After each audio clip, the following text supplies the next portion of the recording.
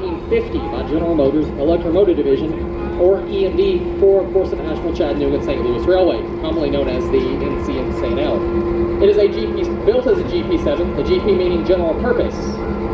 Could be used in any service, freight, passenger, and switching service, for example, and it produced 1,500 horsepower when new.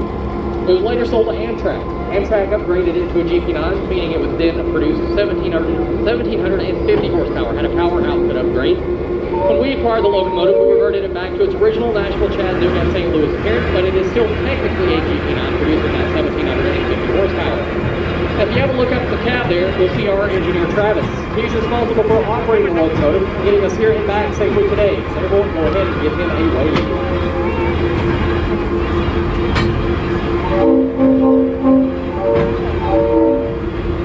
While these are commonly referred to as a diesel locomotive, the correct term for these engines is actually diesel electric, meaning inside the engine there's a large diesel motor turning a generator. That generator produces electricity, and that electricity is fed down to the traction motors that sit on each axle of this locomotive. And it's those traction motors that are actually propelling the engine. Hence the term diesel electric. They were basically some of the first hybrids. Now, diesel locomotives have always been made that way. That is the way they are still made today. Whether it's Norfolk Southern, CSX, or Union Pacific, those are all diesel electrics. The major difference between the locomotives built in 1950 and the ones being built today is that today's modern engines, of course, have computer systems in them, as well as produce much more power and are much more fuel efficient.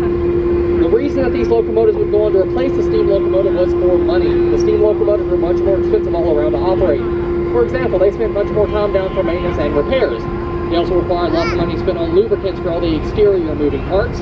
It costs more on the crew too, because of needing two crew members minimum on a steam locomotive compared to just one needed on a diesel locomotive. Then of course the fuel on a steam locomotive was more expensive as well. Now there is a misconception that power was the reason. That is actually not the case.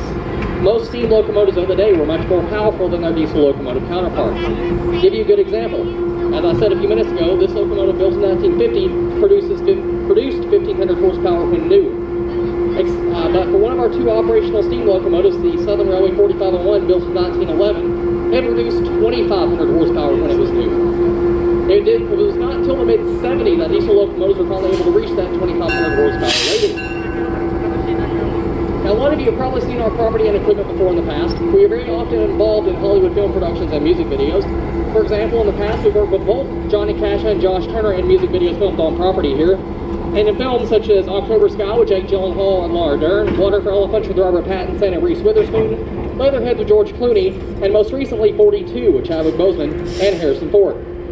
Now, as you can see, while our train currently sits on track 1, we've lined the locomotive up with track 2. That is so we can do a runaround. What that means is the locomotive is going to go past our train and then through a switch. It will then reverse through the switch back into track 1, hook up to the opposite end of the train. So what was the front is now the back and vice versa. Now that we've completed turning the locomotive around, if anyone has any questions, I'll be standing right there at the rear of our train where that red flag is. Come see me there. I'll be happy to answer any questions you may have. Also, if anyone needs to use the restroom, come see me there.